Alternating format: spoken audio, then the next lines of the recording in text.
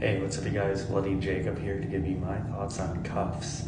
Now, Kuffs is an action crime comedy that came out in 1992 and of course stars Christian Slater along with Mila Jovovich. You also have Tony Goldwyn in there, Leon Rippey, a bunch of other frequents of this sort of genre you'll see, especially back in this era. And this seems to be one of the really slept on, kind of forgotten gems of the 90s. To which there is a slew of movies like this in the 80s and 90s, but nonetheless, this is one I feel like I definitely missed out on. I like Christian Slater, but like this movie, I've missed out on a lot of his work for a while, and I plan to do some decades worth of catch up, for the next, segment of my life, pretty much. This is probably my favorite movie of his I've seen, next to one called Pump Up the Volume that my brother actually introduced me to. Very, very different kind of flick too, but Slater's very good here. He's sort of like the younger, reckless, sort of, loser brother per se.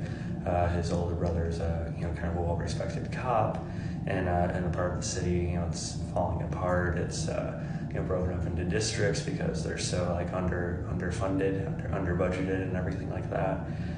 His brother's unfortunately killed, so he ends up inheriting either to sell off what his brother does, with certain sketchy buyers, or to try and take on the duty himself.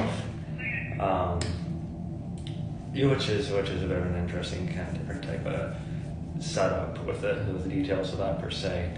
Mila Jovovich, of course, is his girlfriend who's he just found out is pregnant. I'm a big fan of Mila Jovovich as well. She doesn't get enough credit for the acting chops and the versatility she has. And this is, I believe, her third film. And she doesn't have a lot of screen time in this. She has a handful of scenes. But in that, for being her third film, she is good in this movie as well. Slater really shows his range a lot too. It has heart, it has emotion to it. And of course, you get to see him do his charm and comedy shtick, which was very unique and very much specialty strength of his in this time period as well. I also particularly liked Tony Goldwyn a lot in this movie. Ends up being the guy that's paired with Kuffs to sort of monitor him, and he seems like the more kind of strict up his ass guy to put him with by the book. Surprisingly, I did not know they were the duo I needed, but I really ended up liking their kind of budding rivalry and then kind of sort of friendship as it goes. I thought that was one of the best parts of the movie, actually. And the movie itself is just a lot of fun. There's it's practical, everything practical stunt work, shootouts and everything like that, chases. It's definitely fully reliant on charm of the characters though, and the kind of the dynamic of the premise. And I really think it worked a lot. I really, really love this movie. I'm already telling you I'm rating it at least an A-. And that's just me wanting to kind of let it sit for a while longer too.